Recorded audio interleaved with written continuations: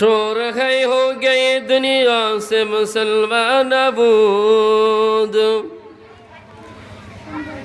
शोर है हो गए दुनिया से मुसलमान नाबूद। हम ये कहते हैं कि थे भी कहे मुस्लिम मौजूद, हम ये कहते हैं कि थे भी कहे मुस्लिम मौजूद।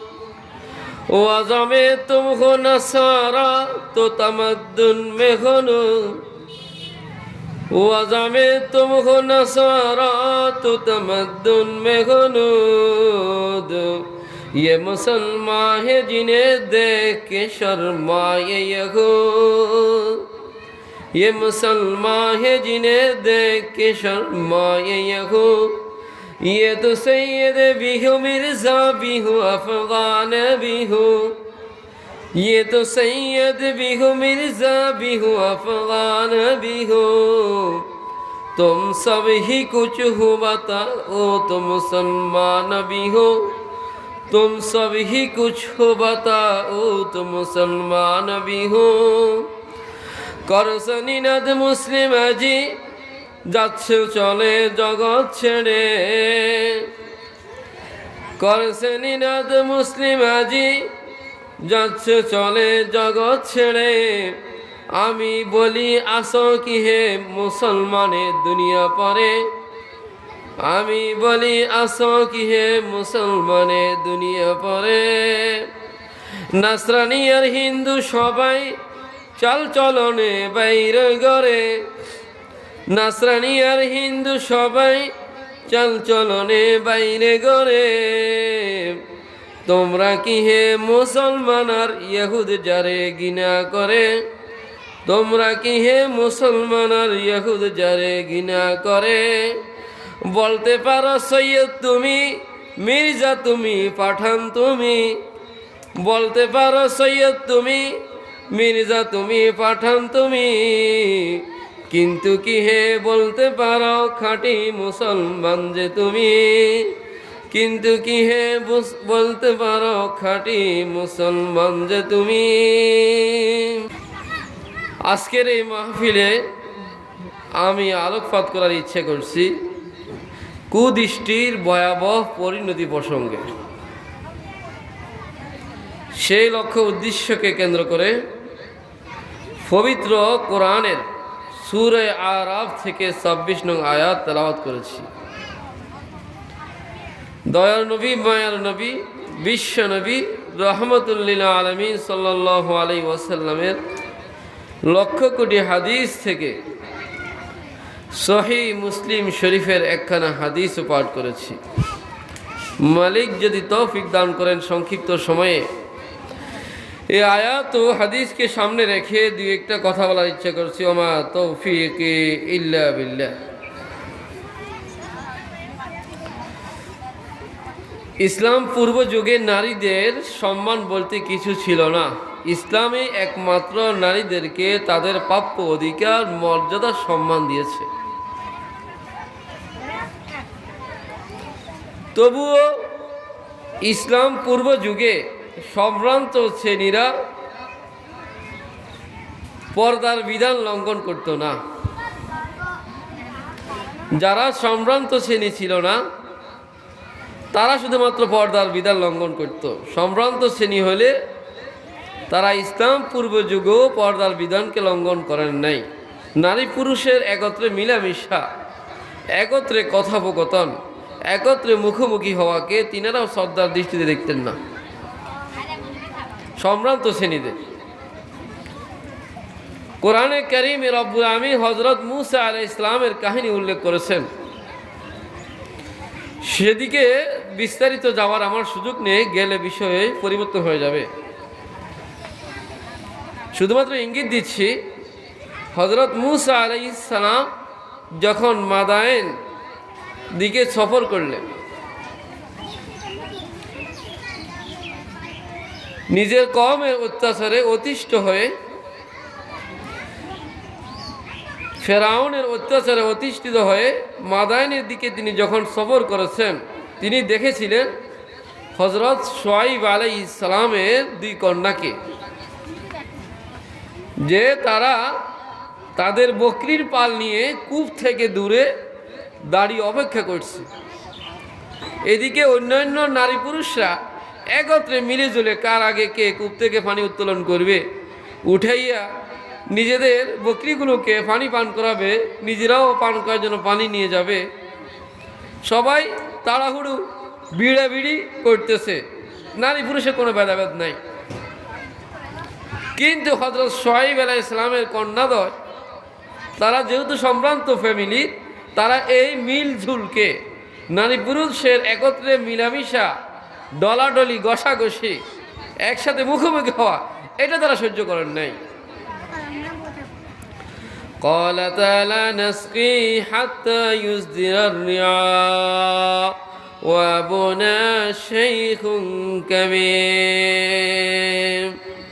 হযরত মূসা আলাইহিস সালাম জিজ্ঞাসা করলেন, হে নারীদ্বয়, তোমরা কেন ছাগলের পাল নিয়ে এখানে দাঁড়িয়ে আছো? সবাই তো তাদের বকরিগুলোর যোগে পানি পান করাচ্ছে, তোমরা কেন এত দূরে এখানে দাঁড়িয়ে আছো? ক্বালা মা খাতবুকুমা। মূসা আলাইহিস সালাম তাদেরকে জিজ্ঞাসা করলেন, তোমাদের বক্তব্য কি, তোমাদের কথা কি, কি ব্যাপার? হযরত শুআয়ব আলাইহিস সালামের কন্যাদ্বয় উত্তর দিল, ক্বালাতা লা নাসকি হাত্তা ইউসদিরার রিআ ওয়া আবুনা শাইখুন কাবীর। শুআয়ব আলাইহিস সালামের দুই কন্যা উত্তর দিল, আমরা ততক্ষণ পর্যন্ত পানি পান করাই না যতক্ষণ না অন্যান্য লোকেরা, পুরুষেরা, মহিলারা তাদের বকরিগুলোকে পানি পান করাইয়া শেষ না করে। অর্থাৎ নারী পুরুষের একসাথে মিলেমিশে এইভাবে পানি পান করানোর পদ্ধতিকে আমরা সমর্থন করি না। এতে যদিও শরীয়ত পালনে আমাদের কিছুটা কষ্ট হয়, সময় নষ্ট হয়, বিলম্ব হয়, দেরি হয়, আমাদেরকে ওয়াইটিংয়ে থাকতে হয়, আমরা রাজি আছি, কিন্তু নারী পুরুষ একসাথে আমরা মিলেমিশে পানি পান করাবো না। হযরত শুআয়ব আলাইহিস সালাম যখন তাদের এই বক্তব্য শুনলেন, তিনি তাদের ওই দুই কন্যাদ্বয়ের, ওই দুই মেয়েদ্বয়ের বকরিগুলোকে পানি পান করাই দিলেন।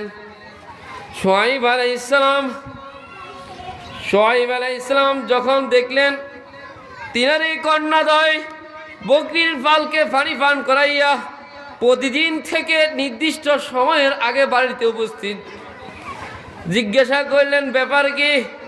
বলে যে আজকে একজন অপরিচিত লোক, একজন মুসাফির আমাদের বকরিগুলোকে পানি পান করিয়ে দিয়েছে, এই জন্য আজকে আমরা আগে ভাগে আসতে পেরেছি। লম্বা ঘটনা কোরআনে কারিমে রব্বুল উল্লেখ করেছেন। এরপর হযরত শুআয়ব আলাইহিস সালাম তিনার দুই কন্যার একজনকে পাঠালেন, ওই মুসাফিরকে ডেকে আনো। রাওয়ায়াতের মধ্যে এসেছে, মূসা আলাইহিস সালামকে যখন ওই মেয়ে দেখতে গেলেন, ওই মেয়ে বললেন, আপনাকে আমার আব্বা ডাকতেছে, লিয়াজিয়াকা আজরা মা সাকাইতা লানা। আমাদেরকে আপনি যেই আমাদের বকরিগুলোকে পানি পান করিয়ে দিয়েছেন, আমাদেরকে যেই কাজটা করিয়ে দিয়েছেন, সেই কাজের পারিশ্রমিক পাওয়ার জন্য আপনাকে আমার আব্বা ডাকতেছেন। ওই মেয়ে এই কথা বলেন নাই যে আমার পক্ষ থেকে আপনার দাওয়াত, কারণ বেগানা মহিলার সাথে, বেগানা পুরুষের সাথে বেগানা মহিলার কথোপকথন জায়েজ নাই। বেগানা পুরুষের সাথে বেগানা মহিলার কথোপকথন জায়েজ নাই। নিজের পক্ষ থেকে আদর আমন্ত্রণ জানানোর সুযোগে নেই। হ্যাঁ, যেহেতু তিনার পিতা বৃদ্ধ, তিনি আসতে পারতেছেন না, এই জন্য প্রয়োজনের খাতিরে পিতার পক্ষ থেকে পয়গাম পৌঁছাই দিলেন যে আমার পিতা আপনাকে দাওয়াত দিয়েছেন, ডাকতেছেন আপনার পারিশ্রমিক প্রদানের জন্যে। তখন মূসা আলাইহিস সালাম বললেন, হে মেয়ে, তুমি আমার পিছনে পিছনে চলো, সামনে চলিও না, পিছন থেকে তুমি পথ বাতলে দিবে। মূসা আলাইহিস সালাম তখন সামনে চলতে লাগলেন, আর শুআয়ব আলাইহিস সালামের কন্যা পিছন থেকে চলতে চলতে পথ দেখাইতে লাগলেন। প্রিয় মা ও বোনেরা, আপনাদের জন্য শিক্ষা এখানে যে নারী জাতি কেমন সম্মানী। যে পুরুষের সামনে দিয়ে সে চলে, শয়তান তো বসে নাই, তার শরীরের গঠন, আকার, আকৃতির দিকে যাতে পুরুষের কুদৃষ্টি না যায়, তার শরীরের আকার আকৃতি যাতে পুরুষের কুদৃষ্টি না যায় এই জন্য নির্দেশে দেওয়া হয়েছে তুমি পিছনে চলো। মুসা আলাইহিস সালাম হবু নবী, তখনও নবী হন নাই। মুসা আলাইহিস সালাম নবী, হবু নবী, তিনাকে আল্লাহ তাআলা এইভাবেই শিক্ষা দিয়েছেন যে নারীদের সামনে চলা যাবে না, পিছনে চলতে হবে, পিছনে চলতে হবে।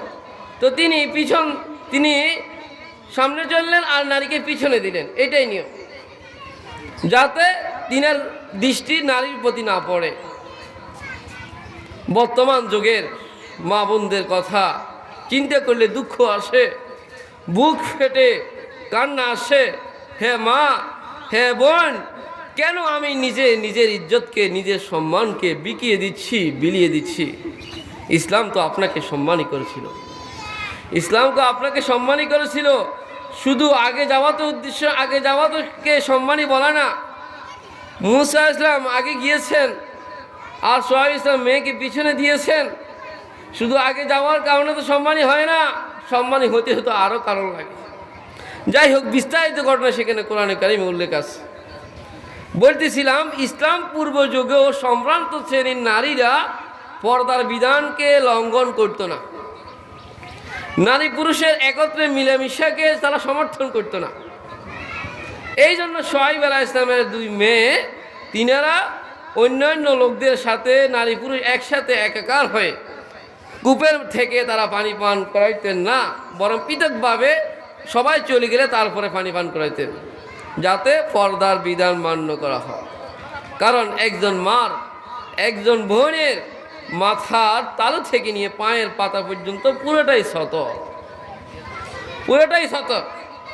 তাহলে যখন সে এই সতরকে নিয়ে বের হবে ঘর থেকে বিশেষ প্রয়োজনে, অবশ্যই তার সতরের রিয়ায়ত করে, খেয়াল করে তাকে বের হতো, যাতে শরীরের একটি অংশ, একটি চুলও দেখা না যায়, যাতে পরপুরুষের দৃষ্টি না পড়ে, কুদৃষ্টি না পড়ে। পরপুরুষের দৃষ্টিকে সুদৃষ্টি বলার কোনো সুযোগই নেই। কেহ যদি বলে আমাদের অন্তর ঠিক, আমাদের অন্তর ঠিক, তাহলে তার কথা মিথ্যা আমি কোরআনের আয়াত দিয়ে প্রমাণ করব। হযরত যায়েনব বিনতে জাহাশ রাদিয়াল্লাহু তাআলা আনহার বিবাহের সময় পর্দার বিধান নাযিল হয়েছে। তার আগ পর্যন্ত আইয়ামে জাহেলিয়াতেও, মূর্খ বর্বর যুগেও সম্ভ্রান্ত শ্রেণীর নারীরা বেগানা পুরুষের সাথে মিলিত হতো না, মুখোমুখি হতো না। কিন্তু অভদ্র মহিলারা যারা ছিল, অভদ্র শ্রেণীর পুরুষ যারা ছিল, এরা বেগানা পুরুষ, নারী পুরুষ মিলামিশা করতো, মুখোমুখি হতো, কথাবার্তা বলতো। কিন্তু সম্ভ্রান্ত শ্রেণীর নারীরা তখনও বেগানা নারী বেগানা পুরুষের সামনে যেত না, বেগানা পুরুষ বেগানা নারীর সামনে যেত না। হযরত যায়েনব বিনতে জাহাশের রাদিয়াল্লাহু তাআলার কথা হাদিসের মধ্যে এসেছে, ওয়াহিয়া মুআল্লিয়াতুন ওয়াজহা ইলাল হায়। তিনার বিবাহের সময় তিনি ঘরের মধ্যে নিজের চেহারাকে দেয়ালের দিকে ফিরিয়ে তিনি বসে রয়েছে,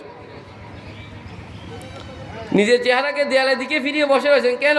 দৃষ্টি যাতে হেফাজত হয়। শুধুমাত্র পুরুষ পর্দা করবে, নারী পর্দা করবে না, বিষয়টি এমন নয়। শুধু নারী পর্দা করবে, পুরুষ পর্দা করবে না, বিষয়টি এমন নয়, বরং সকলকে পর্দা করতে হবে। পর্দা মানে শুধু একটা বোরকা গায়ে দেওয়া, এটা নয়। পর্দা মানে দৃষ্টির হেফাজত। আল্লাহ তাআলা রব্বুল আলামিন মানব জাতিকে দুই শ্রেণীতে ভাগ করে, বিভক্ত করে সৃষ্টি করেছেন, নর ও নারী। নর ও নারীর সৃষ্টির উদ্দেশ্য যদিও এক ও অভিন্ন হয়, ওয়ামা খালাকতুল জিন্না ওয়াল ইনসা ইল্লা লিয়াবুদুন, আমি নর ও নারীকে, মানব ও দানবকে একমাত্র সৃষ্টি করেছি আমার ইবাদতের জন্যে। রব্বুল আলামিন যদিও নর নারীকে একই উদ্দেশ্যে সৃষ্টি করেছেন ইবাদতের জন্যে, কিন্তু নর ও নারীর গঠনগত দিক থেকে, শারীরিক দিক থেকে আল্লাহ তাআলা পার্থক্য সৃষ্টি করে দিয়েছেন। পুরুষকে এক আকৃতিতে, এক অবয়বে সৃষ্টি করেছেন, নারী জাতিকে আরেক অবয়বে, আরেক আকৃতিতে সৃষ্টি করেছেন। পুরুষকে যে আকৃতিতে সৃষ্টি করেছেন নারী জাতিকে, রব্বুল আলামিন সেই আকৃতিতে সৃষ্টি করেননি। বরং তাদেরকে বিশেষ এক আকৃতিতে সৃষ্টি করেছেন, যেই আকৃতি যাতে যেই দেখে তার মায়া লাগে, যেই দেখে যাতে তার প্রতি আকৃষ্ট হয়, যেই দেখে যাতে তার প্রতি ভালোবাসা সৃষ্টি হয়। অন্যথায় দুনিয়ার জীবন, সাংসারিক জীবন পরিচালিত হবে কিভাবে? যদিও রব্বুল আলামিন নর-নারীকে এক ও অভিন্ন উদ্দেশ্যে সৃষ্টি করেছেন ইবাদতের জন্যে, কিন্তু গঠনগত দিক থেকে নারী ও পুরুষকে রব্বুল আলামিন পার্থক্য করে সৃষ্টি করেছেন। পুরুষের শরীরে অতটা আকর্ষণ সৃষ্টি করেন নাই যতটা আকর্ষণ দিয়ে রব্বুল আলামিন মা বোনকে সৃষ্টি করেছেন। এই জন্য মা বোনকে যেহেতু বিশেষ আকৃতিতে রব্বুল আলামিন মায়ার আকৃতিতে, দয়ার আকৃতিতে, ভালোবাসার আকৃতিতে সৃষ্টি করেছেন, তাই তিনাদের জন্য নিজেদের শরীরের হেফাজত রক্ষণাবেক্ষণ করা পুরুষদের তুলনায় বেশি জরুরি, বেশি প্রয়োজন। যেহেতু রব্বুল আলামিন তাদের গঠনের মধ্যে মায়া, দয়া, ভালোবাসা রেখে দিয়েছেন, এখন কোনো মা বোন যদি তার গঠন আকৃতির হেফাজত না করে, তার শরীরের হেফাজত না করে, বরং বেগানা পুরুষের সামনে নিজের উন্মুক্ত দেহ প্রদর্শন করে, তাহলে সে রব্বুল আলামিনের অভিশাপের শিকার হবে। দুনিয়ার পরতে পরতে আখিরাতের স্টেশন বাই স্টেশনে, দুনিয়া ও আখিরাত উভয় জাহানে তাকে ক্ষতিগ্রস্ত হতে হবে। কোরআনে কারীমের সূরা আরাফের 26 নং আয়াতে রব্বুল আলামিন বলেন, ইয়া বানি আদম কদ আনজালনা আলাইকুম লিবাসান ইউআরি সাওআতিকুম ওয়া রিশা ওয়া লিবাসুত তাকওয়া যালিকা খায়র।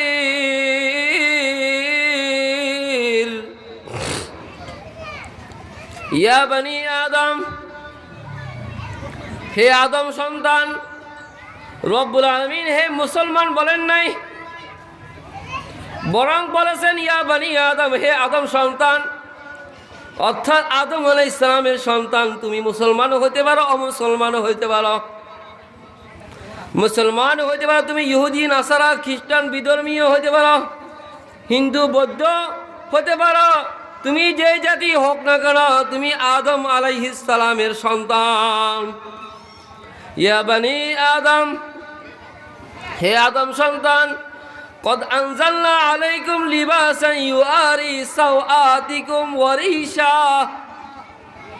হে আদম সন্তান, আমি তোমাদের জন্য অবতীর্ণ করেছি এমন পোশাক, লিবাসা, এমন পোশাক, ইউআরি সাওআতিকুম, যেই পোশাক দ্বারা তুমি তোমার লজ্জাস্থানকে হেফাজত করতে পারো, আবৃত করতে পারো। ওয়ারিশা, এবং তোমার সাজসজ্জার পোশাকও আমি নাজেল করেছি, অবতীর্ণ করেছি, তোমাকে দিয়েছি। ওয়ালিবাসুত তাকওয়া যালিকা খায়র, তবে সবচেয়ে উত্তম হচ্ছে তোমার জন্য তাকওয়ার পোশাক। যালিকা খায়র, এটাই হচ্ছে তোমার জন্য সর্বোত্তম। এই আয়াতের তাফসিরে মুফতি শফি রাহিমাহুল্লাহ তাফসিরে মারিফুল কোরআনের মধ্যে উল্লেখ করেন, রব্বুল আলামিন আদম সন্তানদের জন্য 3 ধরনের পোশাক অবতীর্ণ করেছেন। কত ধরনের পোশাক? 3 ধরনের পোশাক অবতীর্ণ করেছেন। 1 নম্বর, লিবাসান ইউআরি সাওআতিকুম। 1 নম্বর প্রকার পোশাক হচ্ছে যে পোশাক দ্বারা নিজের সতরকে আবৃত করবে। অপমা ও বোন, পুরুষের সতর আপনার সতর এক সমান নয়। পুরুষের সতর নাভি থেকে নিয়ে হাঁটু পর্যন্ত, কিন্তু আপনি আর সতর মাথার তালু থেকে নিয়ে পায়ের পাতা পর্যন্ত। পুরুষের নামাজের সতর, নামাজের বাইরের সতর এক, নামাজের সতর, নামাজের বাইরের সতর নাভি থেকে নিয়ে হাঁটু পর্যন্ত। কিন্তু হে মা, হে বোন, আপনার নামাজের সতর, নামাজের বাহিরের সতর পার্থক্য আছে। নামাজ অবস্থায় আপনার সতরের মধ্যে মুখমণ্ডল অন্তর্ভুক্ত নয়। নামাজ অবস্থায় আপনার মুখ খোলা রাখতে পারবেন, উভয় হাতের কবজি খোলা রাখতে পারবেন, উভয় পা টাকনু পর্যন্ত খোলা রাখতে পারবেন, এটা নামাজের সতর। কিন্তু ঘর থেকে যখন বাইর হবেন এই সতর আপনার জন্য যথেষ্ট নয়।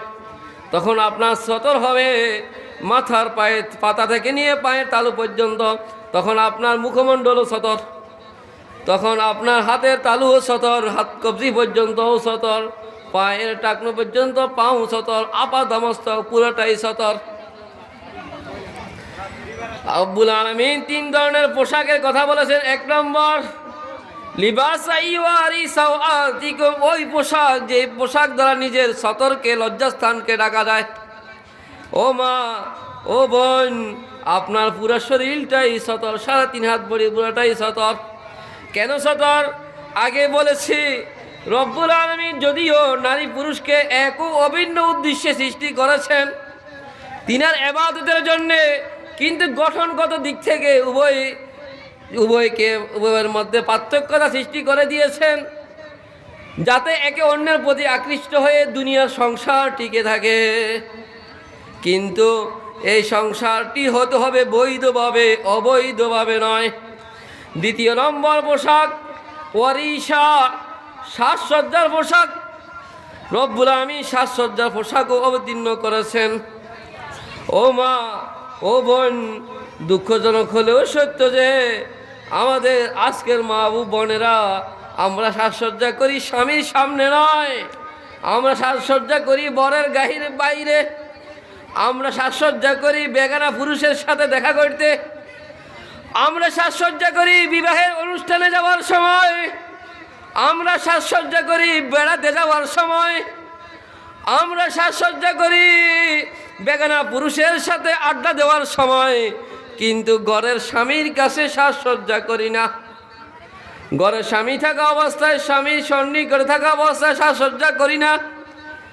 স্বামীর কাছে থাকা অবস্থায় পড়ি সবসময় পুরাতন কাপড়, বাইরে যাওয়ার সময় পড়ি নতুন কাপড়। স্বামীর সাথে থাকা অবস্থায় অলংকার গহনা দিয়ে পড়ি না, বাইরে যাওয়ার সময় অলংকার গহনা দিয়ে নিজের কাছে না থাকলে ধার করে হলো পড়ি, তারপরে যাই। ঘরে থাকা অবস্থায় লিপস্টিক পরি না, নিজেকে সাজাই না, কিন্তু বাইরে যাওয়ার সময় ঠিকই সাজায়। এর ফলাফল কি দাঁড়ায়? ও মা, ও বোন, এর ফলাফল এই দাঁড়ায় যে আপনাকে দেখে বেগানা পুরুষ আকৃষ্ট তো ঠিকই হবে, কিন্তু আপনার প্রিয়তম স্বামী আপনার প্রতি আকৃষ্ট হবে না। যা ফলাফল কি হবে? ফলাফল হবে আপনি বেগানা পুরুষের প্রতি আকৃষ্ট হচ্ছেন, জেনার গুনাহ করছেন, আর আপনার স্বামীকেও বেগানা নারীর প্রতি আকৃষ্ট করাইতেছেন, তাকেও বেবিচারের গুনাহ করাচ্ছেন। ও মা, ও বোন, রব্বুল আলামিন 2 প্রকারের পোশাক অবতীর্ণ করেছেন, ওয়ারিসা, সাজসজ্জার পোশাক। এই পোশাক কার জন্যে? এই সাজসজ্জার পোশাক আপনার স্বামীর জন্য করতে হবে। এই সাজসজ্জার পোশাক পরতে হবে নিজে ঘরে থাকা অবস্থায়, যাতে আপনার স্বামী অফিস থেকে আসার পর, আদালত থেকে আসার পর, মাঠঘাট থেকে কাজকর্ম শেষ করে আসার পর, মাথার গাম পাতালে পেরে কর্ম শেষ করে আসার পর আপনাকে দেখে প্রশান্তি পায়, আপনাকে দেখে তার অন্তরাত্মা প্রশান্তি হয়, তাহলে তো সে বেগানা নারীর দিকে আর দৃষ্টি দিবে না। কিন্তু ও মা, ও বোন, আপনি যদি ঘরে সাজসজ্জা না করেন, ঘরের মধ্যে স্বামীকে আপনার প্রতি আকৃষ্ট করাতে না পারেন, তাহলে আপনার স্বামী তো নিজের জৈবিক চাহিদা মেটানোর জন্য অবশ্যই বেগানা নারীর প্রতি আকৃষ্ট হবে। ইয়া বানি আদম কদ আনজালনা আলাইকুম লিবাসান ইউয়ারি সাওআতিকুম ওয়ারিশা ওয়ালিবাসুত তাকওয়া যালিকা খায়র। 3 নম্বর পোশাক তাকওয়ার পোশাক। 3 নম্বর পোশাক তাকওয়ার পোশাক। আমি ঘরের বাইরে বের হয়েছি, এখন কোনো মানুষ নেই, এখন পর্দা করার দরকার নাই। বিষয়টি তো এমন নয় হঠাৎ একজন মানুষ এসে গেল, তখন কি করবেন? ওয়ালিবাসুত তাকওয়া, তাকওয়ার পোশাক গ্রহণ করুন, আল্লাহকে ভয় করুন, আল্লাহকে ভয় করুন। ওয়াকারনা ফি বুয়ুতিকুন্না ওয়ালা তাবাররুজনা তাবাররুজাল জাহিলিয়াতিল উলা। কোরআনে কারীমের অন্য আয়াতে রব্বুল আলামিন বলেন, ওয়াকরনা ফি বুয়ুতিকুন্না, হে নারী জাতি তোমরা তোমাদের ঘরের অভ্যন্তরে অবস্থান করো। হে মুমিনদের জননীগণ তোমরা তোমাদের ঘরের অভ্যন্তরে অবস্থা করো। ওয়ালা তাবাররাজনা তাবাররুজাল জাহিলিয়াতিল উলা, মূর্খ বর্বর যুগের নারীদের মতো তোমরা তোমাদের চেহারা প্রদর্শন করো না। ওয়াকিমনাস সালাহ ওয়াতিনাজ যাকাহ ওয়াতিনাল্লাহ ওয়া রাসূলাহ, তোমরা নামাজ কায়েম করো, যাকাত আদায় করো। ওয়াতিনাল্লাহ ওয়া রাসূলাহ, আল্লাহ এবং তার রাসূলের অনুসরণ করো। ইন্নামা ইউরিদুল্লাহ লিইউযহিবা আনকুমুর রিজসা আহলাল বাইতি ওয়া ইউতাহহিরাকুম তাতহীরা, নিশ্চয় আল্লাহ তাআলা ইচ্ছা করেছেন তোমাদের থেকে অপবিত্রতাকে, কলুষিতাকে দূর করে দেওয়ার জন্যে এবং তোমাদেরকে পবিত্র করে দেওয়ার জন্যে। এই আয়াতের সম্বোধন রব্বুল আলামিন কাকে করেছেন? উম্মাহাতুল মুমিনিনদেরকে, মুমিনদের জননীদেরকে, রাসূলুল্লাহ সাল্লাল্লাহু আলাইহি ওয়াসাল্লামের পবিত্র স্ত্রীদেরকে রব্বুল আলামিন এই সম্বোধন করেছেন। প্রকারান্তরে পরোক্ষভাবে পুরা উম্মতের নারী জাতিকে রব্বুল আলামিন শিক্ষা দিয়ে দিয়েছে। এখন কেউ যদি বলে আমাদের অন্তর ঠিক আছে, আমাদের অন্তর ঠিক আছে, তাহলে কি বোঝা যাবে? হে মা, হে বোন, আপনি দাবি করছেন আপনার অন্তর রাসূলুল্লাহ সাল্লাল্লাহু আলাইহি ওয়াসাল্লাম স্ত্রীদের থেকেও পবিত্র ছিল। নাউযুবিল্লাহ। আপনার মন নবীর পুণ্যাত্মা স্ত্রীদের থেকেও পবিত্র, বোঝা যায় আপনি এমন দাবি করছেন। যাদের অন্তর পবিত্র ছিল তাদেরকে রব্বুল আলামিন বলেছেন যে ঘরের বাহিরে গেলে পর্দা করে বের হও। মূর্খ বর্বর যুগের নারীদের মতো, বেহায়া নারীদের মতো নিজের শরীর অঙ্গভঙ্গি প্রদর্শন করে বের হয় না। হে মা, হে বোন, পর্দা মাতৃজাতির সম্মান, পর্দা মাতৃজাতির ভূষণ। এটাকে যদি কেউ এখন জেলখানা মনে করে, এটাকে যদি কেউ অসম্মানের জিনিস মনে করে, তাহলে কারো কিছু করার নাই। যেখানে রব্বুল আমিন রাসূলুল্লাহ সাল্লাল্লাহু আলাইহি ওয়াসাল্লামের স্ত্রীদেরকে ছাড় দেন নাই, সেখানে আমার আর আপনার মতো যদি মা ও বোনেরা পর্দার বিধান লঙ্ঘন করেন, কি মনে করেন আল্লাহ তাআলা আপনাদেরকে কাল কিয়ামতের ময়দানে শাস্তি না দিয়ে ছেড়ে দিবেন? সূরা আহজাবের 53 নং আয়াতে রব্বুল আমিন মুমিনদের স্ত্রীদেরকে সম্বোধন করে আরো বলেন, وَإِذَا سَأَلْتُمُوهُنَّ مَتَاعًا فَاسْأَلُوهُنَّ مِنْ وَرَاءِ حِجَابٍ ذَلِكُمْ أَطْهَرُ لِقُلُوبِكُمْ وَقُلُوبِهِنَّ। কোরআনে কারীম রব্বুল আমিন সূরা আহজাবের 53 নং আয়াতে বলেন, ওয়াইজা সালতুমুহুন্না মাতান, কাকে সম্বোধন করেছেন? ওই সময়ের সাহাবী পুরুষদেরকে। কাকে সম্বোধন করেছেন? ওই সময়ের সাহাবিয়া রাসূলুল্লাহ সাল্লাল্লাহু আলাইহি ওয়াসাল্লাম পুণ্যাত্মা স্ত্রীদেরকে।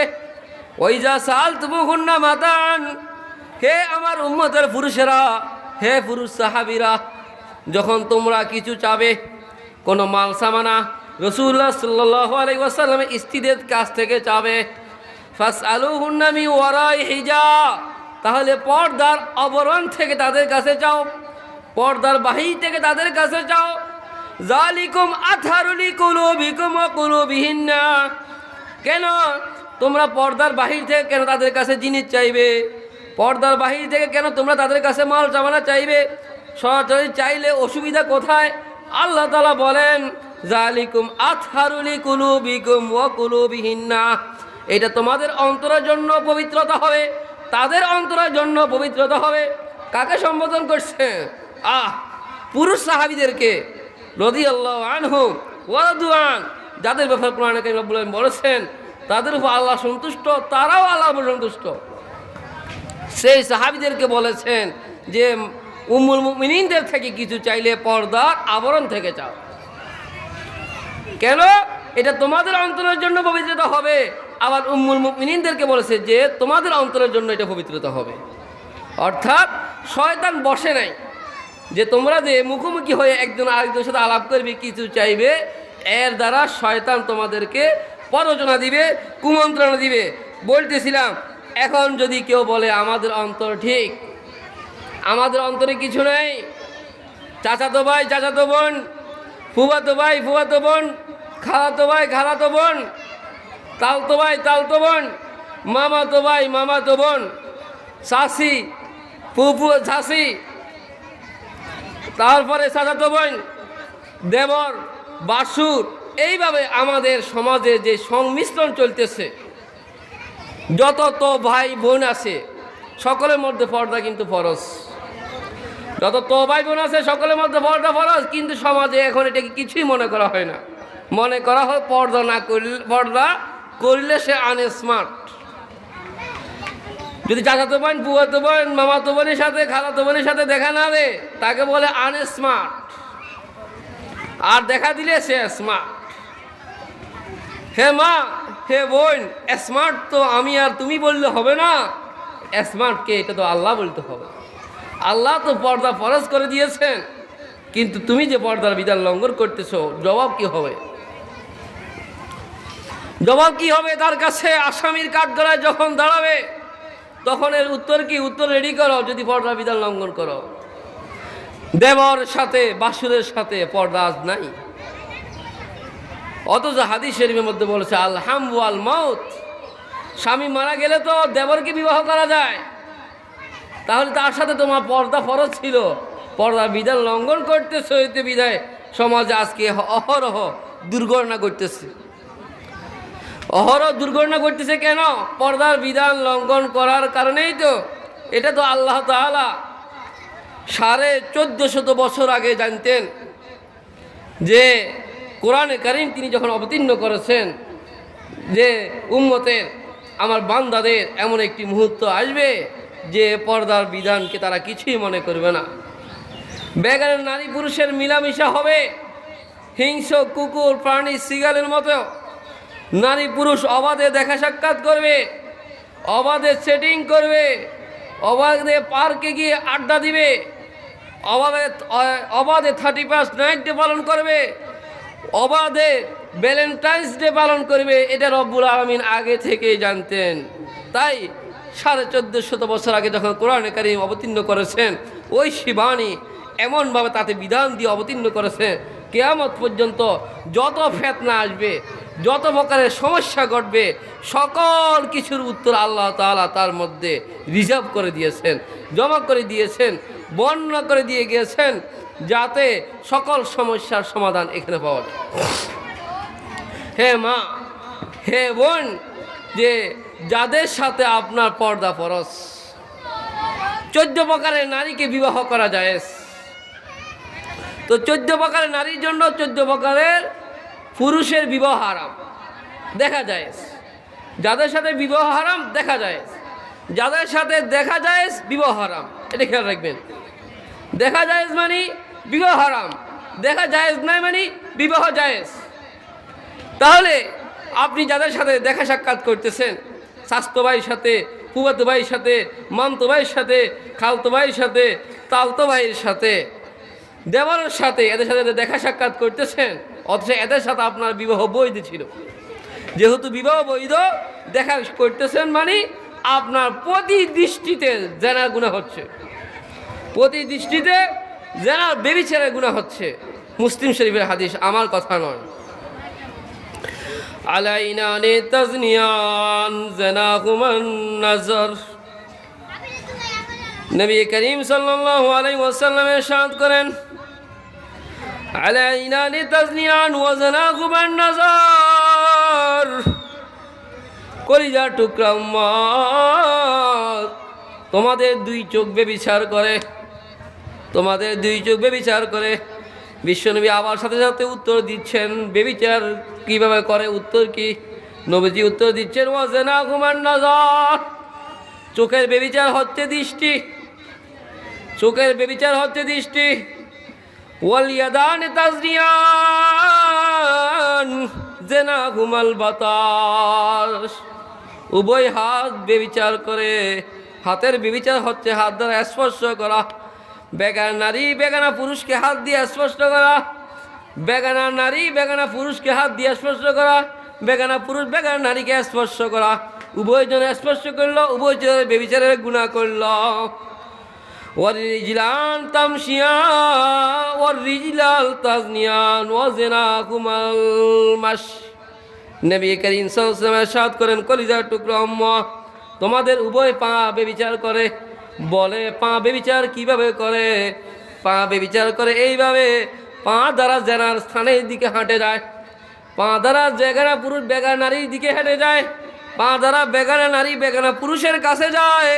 যেই অবস্থায় যাচ্ছে অবৈধ প্রেমালাপের জন্যে, এটাই হচ্ছে হারাম, এটার নামই হচ্ছে পায়ের জানা। ওয়াল ফামু ইয়াজনি ওয়াজনাহুল কবলা, আর মুখ বেবিচার করে, মুখের বেবিচার হচ্ছে কিস করা, চুম্বন করা। ও আমার মা, ও আমার বোন, বিবাহ বহির্ভূত প্রেম শরীয়তের দৃষ্টিতে পরিপূর্ণ হারাম, শরীয়তের দৃষ্টিতে পরিপূর্ণ হারাম। লাভ আফটার ম্যারিজ বৈধ, লাভ বিফোর ম্যারিজ কখনো বৈধ নয়। আপনার যদি তালতো ভাইকে ভালো লাগে, আপনার যদি চাচতো ভাইকে ভালো লাগে, ফুফাতো ভাইকে ভালো লাগে, খালতো ভাইকে ভালো লাগে, আপত্তি নেই। পরিবারের সম্মতিক্রমে বিবাহ বন্ধনে আবদ্ধ হন। তারপরে আপনার যত মনে চায় মোবাইলে সেটিং করেন, তারপরে আপনার যত মনে চায় তাকে নিয়ে ঘুরতে যান পর্দা মেনটেন করে, তারপরে আপনার যত মনে চায় রাতকে রাত জাগ্রত থাকে তার সাথে আলাপ করেন। প্রতিটা কথাই হবে সৎকার সওয়াব, প্রতিটি সেটিং হবে সৎকার সওয়াব, প্রতিটা প্রেমালাপ হবে সওয়াবের কাজ। আর যদি তা না করেন, লাভ বিপুর ম্যারিজ করেন, বিবাহ বহির্ভূত প্রেম করেন, প্রতিটা দৃষ্টিতে জেনার গুনাহ। হাত দ্বারা স্পর্শ করলে হাতের জেনা হলো, মুখ দ্বারা স্পর্শ করলে মুখের জেনা হলো। অন্তরে যাকে যখন কল্পনা করে, এরপর অন্তর তাকে বাস্তবায়নের জন্য কুলুব্ধ হয়ে পড়বে এবং আপনাকে ডেটিং করার জন্য বাধ্য করবে। হে আমার মা ও বোনেরা, রাসূল আকরাম সাল্লাল্লাহু আলাইহি ওয়াসাল্লামের স্ত্রীদের মতো পুণ্যাত্মা স্ত্রী কিয়ামত পর্যন্ত আর কোন নারী অতিক্রম করবে না। তাদেরকে রব্বুল আলামিন ছাড় দেন নাই, তাদেরকে রব্বুল আলামিন পর্দার কথা বলেছেন। সেখানে আমি আর আপনি যদি বলি আমাদের অন্তর ঠিক, তাহলে বলতে হবে আল্লাহ তাআলা মিথ্যা বলেছেন, নাউযুবিল্লাহ। আর যদি আল্লাহ তাআলা সত্য বলে থাকেন, তাহলে ধরে নিতে হবে আমরা মিথ্যা বলছি, আমাদের অন্তরে কিছু নাই। আমি চাচাতো বোন চাচাতো ভাইয়ের সাথে মিলিত হচ্ছি, খালাতো বোন খালাতো ভাইয়ের সাথে মিলিত হচ্ছি, ফুফাতো ভাই ফুফাতো বোনের সাথে মিলিত হচ্ছি, তালতো ভাই তালতো বোনের সাথে মিলিত হচ্ছি, আর বলতেছি আমাদের অন্তর ঠিক। বুঝা গেল আমরা মিথ্যা বলতেছি, আল্লাহ তাআলা সত্য বলেছেন। আল্লাহ তাআলা নবীর স্ত্রীদেরকে বলেছেন যে পর্দার আড়াল থেকে কথা বলো, নবীর স্ত্রীদেরকে সম্বোধন করে বলেছেন পর্দা মেনটেন করে চলো। এখন যদি আমরা বলি যে আমাদের অন্তর ঠিক, বুঝা গেল আমরা ধোঁকাবাজ। وعن أم سلمة رضي الله تعالى عنها قالت أنها كانت عند رسول الله صلى الله عليه وسلم إذ أقبل ابن أم مكتوم وعنده ميمونة رضي الله تعالى عنها فقال رسول الله صلى الله عليه وسلم احتجبا منه فقالتا أليس هو أعمى لا يبصرنا ولا يعرفنا فقال رسول الله صلى الله عليه وسلم أفعميوان أنتما ألستما تبصران।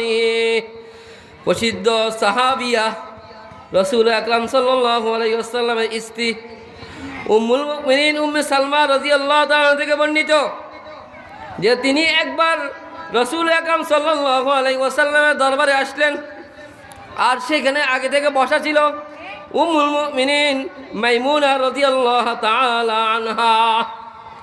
হঠাৎ দেখলেন তিনারা একজন অন্ধ সাহাবী যিনার নাম আব্দুল্লাহ ইবনে উম্মে মাকতুম রাদিয়াল্লাহু তাআলা আনহু, তিনি আসতেছেন।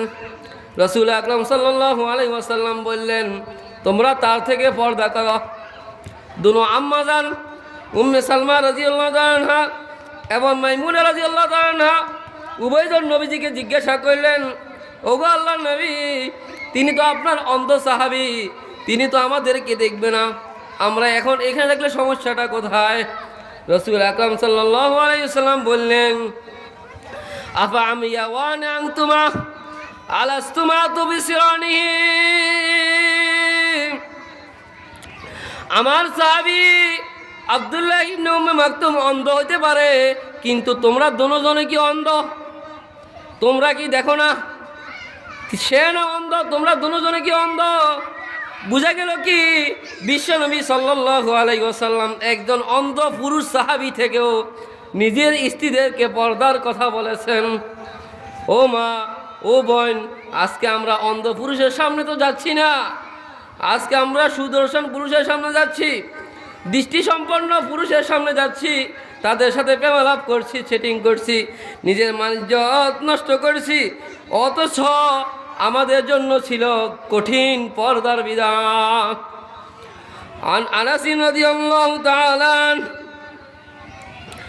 লাম্মা কানা সাবিহাতান ইহতালামতু দাখালতু আলা রাসূলিল্লাহি সাল্লাল্লাহু আলাইহি ওয়াসাল্লাম ফাখবারতুহু ফাকালা লা তাদখুল আলান নিসা ফামা আতা আলাইয়া ইয়াউমুন আশাদ্দু মিনহু। ও মা, ও বোন, রাসূল আকরাম সাল্লাল্লাহু আলাইহি ওয়াসাল্লামের 10 বছরের সফল খাদেম ছিলেন হযরত আনাস রাদিয়াল্লাহু তাআলা আনহু। সেই আনাস রাদিয়াল্লাহু তাআলা থেকে হাদিস বর্ণিত, তিনি বলেন, আমি যখন সাবালক হয়ে গেলাম রাসূল আকরাম সাল্লাল্লাহু আলাইহি ওয়াসাল্লামের কাছে আসলাম, আসি বললাম, ওগো আল্লাহর নবী, আমি তো এতদিন নাবালক ছিলাম, এখন সাবালক হয়ে গেছি।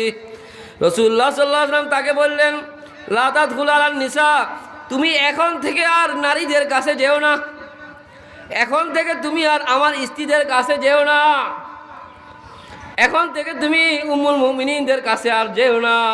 আনাস রাদিয়াল্লাহু তখন বলেন, ফামা আতা আলাইয়া ইয়াউমুন আশাদ্দু মিনহু, আমার কাছে এর চেয়ে কঠিন দিন, কষ্টকর দিন আর কোনো দিন মনে হয় নাই। কেন? তিনি রসুলের পিএস, 10 বছরের পিএস, 10 বছরের খাদেম। সেই খাদেমকে নবীজি বলতেছেন, যখন সাবালক হয়ে গেছে, খবরদার এখন আর স্ত্রীদের কাছে যেতে পারবে না। তো আনাস রাদিয়াল্লাহুর জন্য এটা কঠিন হয়ে গেল। এতদিন পর্যন্ত রসুলের খেদমত করতেন, স্ত্রীদের কাছে যেতেন, তাদের খেদমত করতেন, এখন আর কাছে যেতে পারবেন না, খেদমত থেকে বঞ্চিত। এই জন্য তিনার কাছে এই দিনটা কঠিন মনে হলো, কিন্তু কিছু করার নাই, শরীয়তের বিধান। ও মা, ও বোন, যে বেগানা পুরুষের সাথে মিলামিশার অনুমতি কতটুকু এবার বুঝেন, এবার বুঝেন যে আমার অন্তর ঠিক, আমার দৃষ্টি ভালো, আমি কুদৃষ্টি দিই না, আমার সুদৃষ্টি। যেখানে নবীজি নিজের স্ত্রীদেরকে ছাড়েন নাই, যেখানে নবীজি নিজের পিয়াসকে একান্ত খাদেমকেও ছাড়েন নাই, তাকেও পর্দা করতে বলছে। অন্য হাদিসে বর্ণিত হযরত উম্মুল মুমিনিন আয়েশা সিদ্দিকা রাদিয়াল্লাহু তাআলা আনহার একজন খাদেম ছিল, গোলাম ছিল, দিনার নাম ছিল সালেম। রাসূল আকরাম সাল্লাল্লাহু আলাইহি ওয়াসাল্লামের সেবা করতেন, উম্মুল মুমিনিনদের কাছেও যেতেন। একদা এসে সালেম বললেন, হে উম্মুল মুমিনিন, আপনি আমার জন্য বরকতের দোয়া করেন। আয়েশা রাদিয়াল্লাহু তাআলা জিজ্ঞাসা করলেন, হে সালেম, ব্যাপার কি, কিসের দোয়া চাচ্ছ? সালেম রাদিয়াল্লাহু তাআলা আনহু বললেন, হে উম্মুল মুমিনিন, হে মা, আমি এতদিন কৃতদাস ছিলাম, আল্লাহ তাআলা আমাকে আজাদ করে দিয়েছেন। হযরত সালেম রাদিয়াল্লাহু তাআলা আনহু বলেন, এরপর থেকে আমি আয়েশা সিদ্দিকা রাদিয়াল্লাহু তাআলা আনহাকে আর কখনো দেখি নাই। ও মা, ও বোন, গোলামের জন্য পর্দার বিধান ছিল না, গোলামের সাথে নারীদের দেখা বৈধ ছিল। এই জন্য আয়েশা রাদিয়াল্লাহু আনহা সালেমের সাথে দেখা দিতেন। কিন্তু যখন থেকে সালেম আজাদ হয়ে গেল, স্বাধীন পুরুষ হয়ে গেল, তখন থেকে পর্দার বিধান তার উপর আরোপিত হয়ে গেল। উম্মুল মুমিনিন আয়েশা সিদ্দিকা রাদিয়াল্লাহু তাআলা আনহাও তার সাথে পর্দা করা আরম্ভ করলেন। কেন? এখন এটা করা ছাড়া উপায় নেই। এখন মন ঠিক, অন্তর ঠিক, দৃষ্টি ঠিক, এগুলো বলে লাভ নাই। হযরত ঈসা আলাইহিস সালাম বলেন, ইয়াকুম ওয়ান নাজরা ফাইন্নাহা তাজরাউ ফিল কলবি শাহওয়াতান ওয়া কাফা বিহা ফিতনা। আমাদের নবীর আগের নাম কি? আগের নবীর নাম হযরত ঈসা আলাইহিস সালাম। তিনি বলেন, ইয়াকুম ওয়ান নাজরা, হে আমার উম্মতরা, তোমরা দৃষ্টি থেকে নিজেদেরকে বাঁচিয়ে রাখো। ফাইন্নাহা তাজরাউ ফিল কলবি শাহওয়াতান, কেন? দৃষ্টি মানুষের অন্তরে কামনা ভাবকে সৃষ্টি করে দেয়, শাহওয়াতকে সৃষ্টি করে দেয়, প্রবৃত্তির চাহিদাকে সৃষ্টি করে দেয়। ওয়াকাফা বিহা ফিতনা, আর মানুষকে বিপদে ফেলানোর জন্য এটাই যথেষ্ট। হযরত দাউদ আলাইহিস সালাম প্রসিদ্ধ নবী, তিনার ছেলে সুলাইমান আলাইহিস সালাম তিনিও প্রসিদ্ধ নবী। এই এক প্রসিদ্ধ নবী আরেক প্রসিদ্ধ নবীকে বাপ বেটাকে নসিহত করতেছেন। হযরত দাউদ আলাইহিস সালাম সুলাইমান আলাইহিস সালামকে নসিহত করতেছেন, ইয়া বুনাইয়া ইমশি খালফাল আসাদ ওয়াল আসওয়াদ ওয়ালা তামশি খালফাল মারআ। হে বৎস, তুমি হিংস্র বাঘের পিছনেও হাঁটতে পারো, তুমি বিষধর সাপের পিছনেও হাঁটতে পারো, কিন্তু কখনো মহিলার পিছনে হাঁটিও না। হে মা, হে বোন, এর অর্থ এই নয় নারী জাতি খারাপ, বরং এর অর্থ হচ্ছে নারী জাতি সম্মানে ঠিকই আছে, কিন্তু শয়তান তো বসে নাই। তোমার পিছন দিয়ে চলবে আর তোমার প্রতি কুদৃষ্টি দিবে, এরপরে তোমার সাথে প্রেম আলাপের চেষ্টা করবে, সেটিংয়ের চেষ্টা করবে, তোমাকে অন্যায়ভাবে বুক দখলের চেষ্টা করবে, আর পরিণামে উভয়কে জেনার মধ্যে বেবিচারে শয়তান লিপ্ত করে ছাড়বে। এর জন্য বলেছেন। তাহলে হে মা, হে বোন, এখন আমরা যারা টাইট ফিট বোরকা পরি, একটু পিছন দিক থেকে অন্য নারীকে ছবি তুলতে বলবেন, আর নিজের ছবিটা নিজে দেখে নিজেই গবেষণা করবেন, পর্যালোচনা করবেন যে এখানে আমার চলাফেরায় কী সমস্যা ছিল, যে আমার এই চলাফেরা, আমার এই বাচনভঙ্গিতে কোনো পরপুরুষ আকৃষ্ট হবে কিনা, আমার চলাটা এমন ছিল কিনা। দুঃখজনক সত্য। হে মা, হে বোন, সামনে ঈদ আসতেছে, রমজান আসতেছে, এরপরে ঈদের সময় আমি আর আপনিই তো আপনার কচি কাচি মেয়েদেরকে পোশাক কিনে দিই। কেমন পোশাক কিনে দিই? টাইট ফিট পোশাক। আপনার মেয়েকে আল্লাহ তাআলা আলহামদুলিল্লাহ হয়তো সৌন্দর্যতাও দান করছেন। এই পোশাকে এখন যদি তাকে টাইট ফিট পোশাক পরান, তাহলে এখন তো সে কিছু বুঝলো না ঠিক, কিন্তু এর মধ্যে সে যখন অভ্যস্ত হবে, বড় হলেও সে এই পোশাক ছাড়বে না। পরিণাম কি হবে? পথে দর্শিত হবে। পরিণাম কি হবে? বেগানা পুরুষের কুদৃষ্টি পড়বে। পরিণাম কি হবে? বেগানা পুরুষ আপনি বিয়ে দেওয়ার আগে আপনার মেয়েকে নিয়ে পলায়ন করবে। এগুলো কি ভালো জিনিস? শরীয়তের কত বিধান, কত সহজ, আমরা মানি না, এই জন্য কঠিন। যেই পোশাক পরলে আল্লাহ রসুল অভিশাপ দিয়েছেন, যেই পোশাক পরলে বিশ্বনবীর সুপারিশ কিয়ামতের ময়দানে পাওয়া যাবে না, হে মা, হে বোন, কেন আমি ওই পোশাক পরিধান করব? কেন আমার বাচ্চা কাচ্চাকে ওই পোশাক পরিধান করব?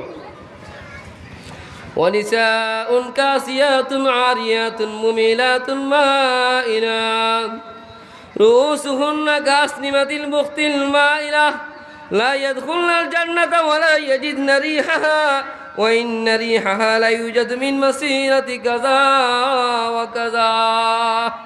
এক হাদিসে রাসূল আকরাম সাল্লাল্লাহু আলাইহি ওয়াসাল্লাম অভিশাপ দিয়েছেন ওই সকল নারীদেরকে যারা বেগানা পুরুষের সাথে দেখা সাক্ষাৎ করে, যারা উলঙ্গ পোশাক পরিধান করে।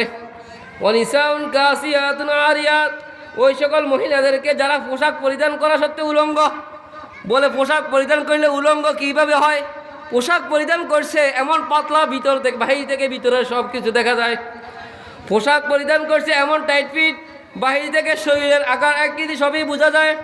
পোশাক পরিধান করছে এমন, যদিও বোরকা পরেছে কিন্তু তার মধ্যে রকমারি বাহারের ডিজাইন দিয়েছে। ও মা, ও বোন, বোরকাটা আপনার জন্য ফরজ করা হয়েছিল পর্দার বিধান হিসেবে, যাতে পরপুরুষ আপনার দিকে আকৃষ্ট না হয়। কিন্তু আপনি এমন একটা পর্দার নামে এমন একটা বোরকা পরলেন যার কারণে পরপুরুষ আপনার প্রতি আরও বেশি আকৃষ্ট হয়। ও মা, ও বোন, এই পোশাক পরে আপনি তো নাজাত পাবেন না। এমন মহিলাদের ক্ষেত্রে বিশ্বনবী কি বলেছেন? ওয়ানিসাউন কাসিয়াতুন আরিয়া, আমার উম্মতের ওই সকল নারীরা যারা পোশাক পরিধান করা সত্ত্বেও উলঙ্গ। মুমিলাতুন মাইলাত, যারা নিজেরাও বেগানা পুরুষের দিকে আকৃষ্ট হয় এবং বেগানা পুরুষদেরকেও নিজেদের প্রতি আকৃষ্ট করে। লা ইয়াদখুলনাল জান্নাহ, এরা কখনো জান্নাতে প্রবেশ করবে না। ওয়ালা ইয়াজিদনা রিহাহা, কখনো জান্নাতের সুঘ্রাণও পাবে না। ওয়া ইন্না রিহা লা ইউজাদু মিন মাসিরাতি কাযা ওয়া কাযা, অথচ জান্নাতের সুগন্ধি অনেক মাইল দূর থেকে পাওয়া যায়, কিন্তু এই সকল নারীরা জান্নাতের সুঘ্রাণও পাবে না।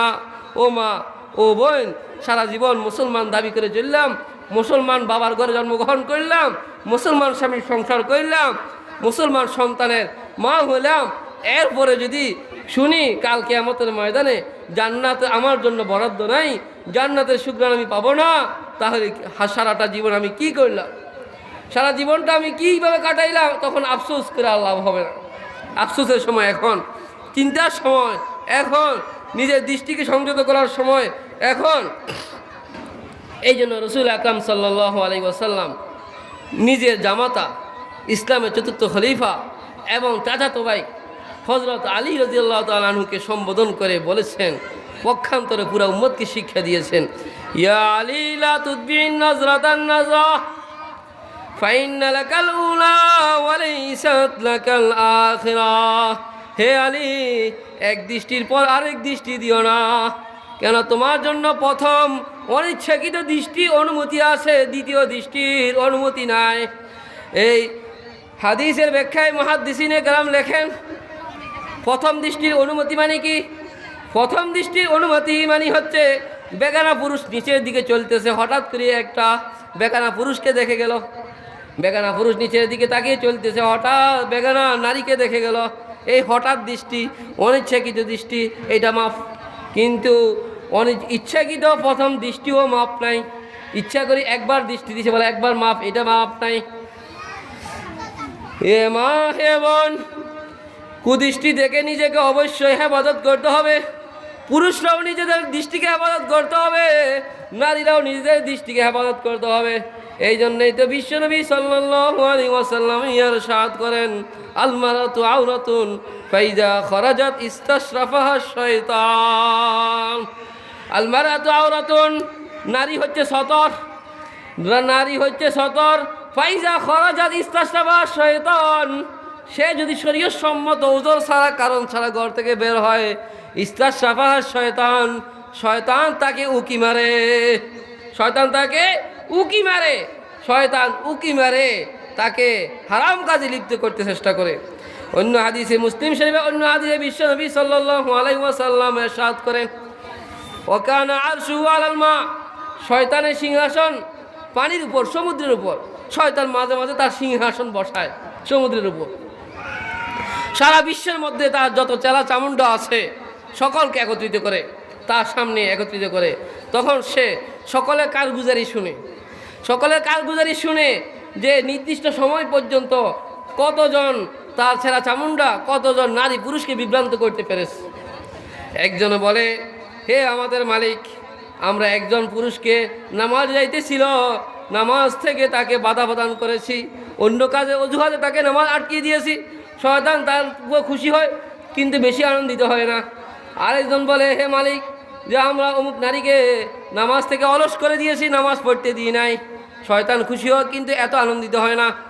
কিন্তু আরেকজন বলে, হে মালিক, দুইজন স্বামী স্ত্রী সুন্দরভাবে ঘর সংসার করতেছিল, আমি তাদের মাঝে ঝগড়া লাগাই দিলাম, আমি তাদের মাঝে বিবাদ লাগিয়ে দিলাম। শয়তান তখন খুশিতে আত্মহারা হয়ে সিংহাসন থেকে উঠে যায় এবং ওই চেলার সাথে সে কোলাকুলি করে, মোয়ানাকা করে, আনন্দে আত্মহারা হয়ে যায় যে তুমি সবচেয়ে ভালো কাজ করেছো, তুমি সত্যিকার অর্থে আমার প্রকৃত প্রতিনিধি। হে মা, হে হে বোন, আল্লাহ তাআলা কোরআনে কারীমে আপনাকে পুরুষের জন্য অর্ধাঙ্গিনী সৃষ্টি করেছেন, পুরুষকেও আপনার জন্য সম্পূরক হিসাবে সৃষ্টি করেছেন। নারী পুরুষের একত্রে মিলেমিশে থাকার নাম সংসার। আপনিও আপনার প্রতি অর্পিত দায়িত্বকে পালন করতে হবে, আপনার স্বামীকেও তার প্রতি অর্পিত দায়িত্ব পালন করতে হবে। তখন হবে সোনাই সোহাগা সংসার। সামান্য কথায় কথায় তালাক, সামান্য কথায় কথায় তালাক, রাগ উঠলো স্বামী, দিয়ে দিল তালাক। কাবিন নামার 18 নং ধারা বলে এখন আমাদের মা বোনরাও তালাকের ক্ষমতা পেয়ে যায়, কথায় কথায় তালাক দিয়ে দে। 3 জন সন্তানের মা আর বাপ, 2 জন সন্তানের মা বাপ, এরপরে কয়দিন পর আশ্চর্য করতে লাগলো, চিন্তা করতে লাগলো, হুজুরের কাছে দৌড়াদৌড়ি করতে লাগলো। গত 2 সপ্তাহ আগেও আমার কাছে টেলিফোনে এমন একটি মাসালা জিজ্ঞাসা করছেন এক বোনে, যে 3 জন বাচ্চা কাচ্চা আছে কিন্তু স্বামী এমন একটি কথা বলেছিল 1 বছর আগে, যে কথায় এখন আমাদের পুত্র মধ্যে তালাক হয়ে গেছে, কিন্তু 1 বছর অবধি সংসার করতেছে। ও মা, ও বোন, কেন এমন আচরণ করবেন স্বামীর সাথে যে আপনার স্বামী আপনাকে তালাক দিতে বাধ্য হয়? হ্যাঁ স্বামী, কেন আপনিও এমন আচরণ করবেন যে স্ত্রী তালাকের ক্ষমতা নিজের কাঁধে নিতে বাধ্য হয়? স্বামী স্ত্রীর সংসার, পাতিল দুইটা একসাথে থাকলে ঝগড়া বিবাদ হবে, লাগালাগি হবে, মারামারি হবে, কিন্তু এর অর্থ এই নয় একসাথে 3 তালাক। হে মা, হে বোন, আপনাদের প্রাপ্তবয়স্ক সন্তান আছে, অনুরোধ থাকবে